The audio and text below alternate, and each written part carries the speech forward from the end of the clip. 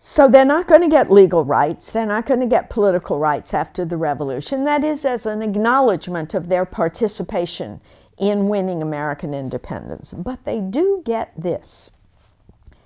They get an acknowledgement that they are capable of moral and rational decision making. And this is an enormous step forward for women. I mean, we can say, that isn't really very much. But in fact, it is a lot, because it also leads to a shift in who is going to be responsible for educating children. And that shift gives women an enhanced status, even if it doesn't give them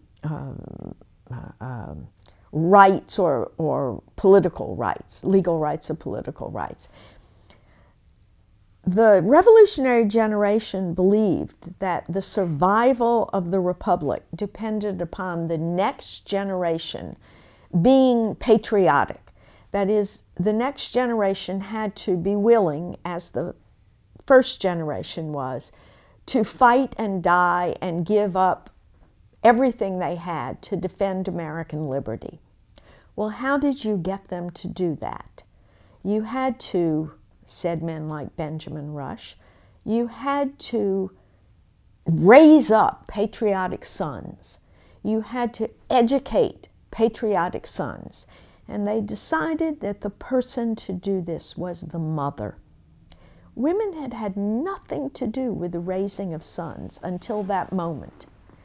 Sons were going to be, in effect, the real citizens of the country, and their fathers were going to be the ones who played a role in their education. Now mothers were being urged to take on the responsibility of educating their sons.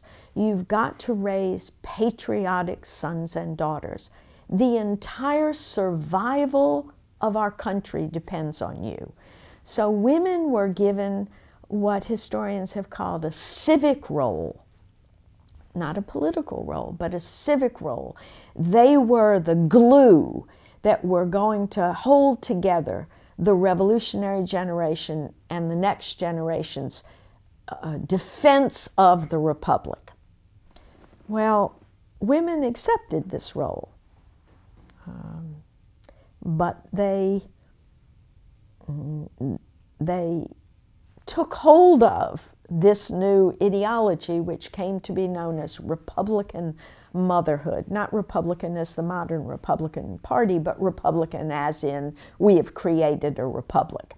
So they took on Republican motherhood as their duty and their obligation to their country, which is why it's a civic role. You're doing it for your country.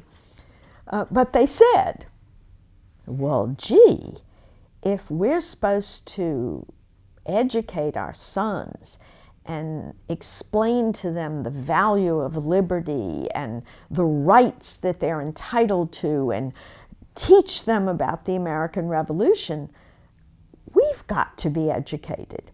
We've got to study history. If we're going to cite for them the Roman Republic, we've got to know something about the Roman Republic. If we're going to teach them about Locke's social contract, we've got to study political philosophy, and we've got to study geography, and we've got to be educated.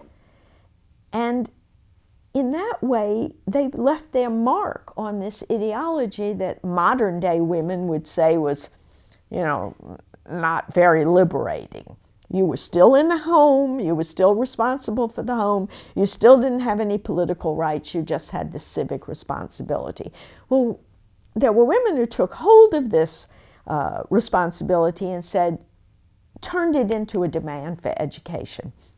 And one of the most radical results of the American Revolution is the rise of female education. In every single one of the new states, that is the colonies turned states, young ladies' academies arose. And not poor women and not farmers' wives, but the American middle and upper class, the young women of those classes, got a formal education for the first time in American history. After 200 years, women went to school. And as I'm often fond of saying, school administrators were just as lazy then as they are now. And so instead of creating a new curriculum for these women's academies, they just took the curriculum that boys got in their preparatory academies for college, and they gave it to the women, to the young women. And so in places like the Young Ladies Academy of Philadelphia, women were studying science and mathematics and political philosophy and history and ancient history. And they were getting a first-class education for the first time. And they were doing it away from their homes in the company of other women.